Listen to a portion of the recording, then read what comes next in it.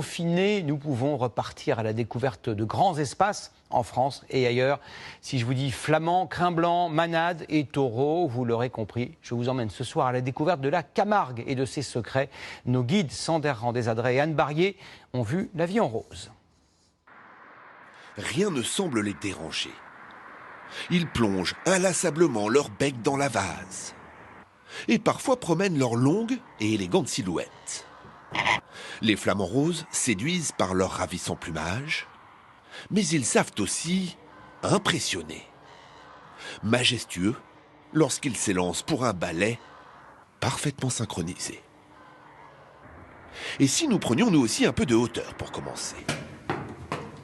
Apprécions la Camargue dans son immensité. On en voit pas mal aujourd'hui, hein. Il y en a plus qu'à l'accoutumée. Je pense que le confinement leur a fait du bien. Olivia est une enfant du pays, un pays qu'elle a perçu très différent cette année. Pour le premier confinement, on avait senti la nature beaucoup plus proche de nous, c'est-à-dire que les animaux s'approchaient énormément. Aujourd'hui, les oiseaux sont partis, c'est les périodes migratoires, ils sont repartis au chaud. Mais par contre, on le ressent sur la flore, on trouve qu'on a une flore très luxuriante, beaucoup plus que les autres années à cette même période. Partie pour faire une carrière dans l'informatique, Olivia n'aura supporté que quelques années l'éloignement de ses paysages. Alors elle y est revenue, avec l'ambition de les faire découvrir aux autres. Quand tu transportes comme ça des vacanciers ou des touristes dans ton 4x4, tu sais que tu as réussi à quel moment? Quand on commence à rire ensemble et à passer des bons moments, où il y a du partage en fait. Quand ils commencent à poser des questions, c'est bon, c'est gagné. Ni ces véhicules, ni ces vélos électriques n'ont roulé depuis bien trop longtemps. Alors pour ce safari, rien que pour nous, une visite s'impose. On va aller voir notre ami Cancan, qui est un éleveur qui nous accueille au milieu de ses taureaux dans la pinède aujourd'hui, puisque les bêtes sont à la pinède l'hiver. Bonjour Olivia, comment tu vas? Eh ben écoute, avec ce beau temps, on est pas mal aujourd'hui. En Camargue, il fait toujours beau, hein? Cancan est manadier. Et tout comme sa femme et sa sœur, très à cheval sur la nécessité de faire perdurer les traditions.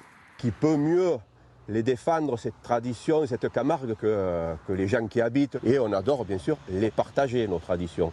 L'homme qui murmure à l'oreille des taureaux. Hey, hey, hey, hey, hey, hey. Ah, ça, c'est quand on est petit, vous savez, on trempe dans le milieu taurin, des traditions, et puis on s'en imprègne, on le garde toute sa vie. Hein. Je suis née ici, donc c'est intrinsèque, c'est dans moi. Quand je vois un taureau, c'est entre la peur et l'admiration, et je trouve que c'est un côté, ce côté sauvage et hors du temps qui fonctionne très bien. Tout à la fois effrayant et séduisant. On les aime, mais ça reste des animaux sauvages, et il faut s'en méfier. Par contre, ils sont magnifiques, hein. On dirait des peluches avec leur pelage d'hiver, là. Pour davantage de douceur, il faut poursuivre un peu notre route. Allez! Oi! J'ai appris la langue du cheval il n'y a pas si longtemps que ça, mais je la maîtrise pas mal. Oi, oi, oi, oi, oi. Chouchou! On est dans le berceau hein, de la race Camargue, puisqu'on est à Saint-Laurent-des-Gouzes, au pays des coups ténègres, les coups noirs, les gens qui montent à cheval.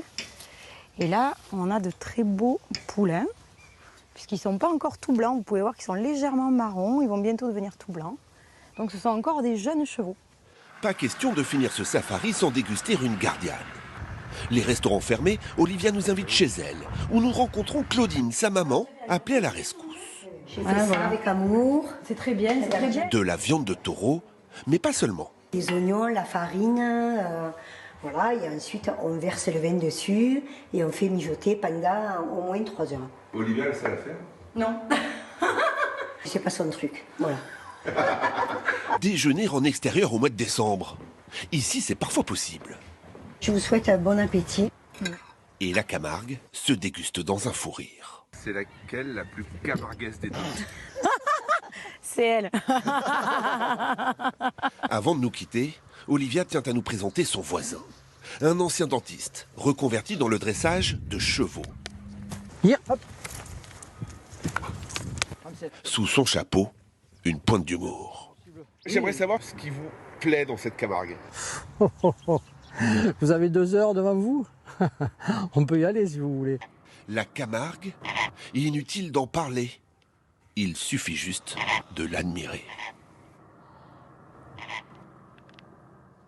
Magnifiques images, magnifiques.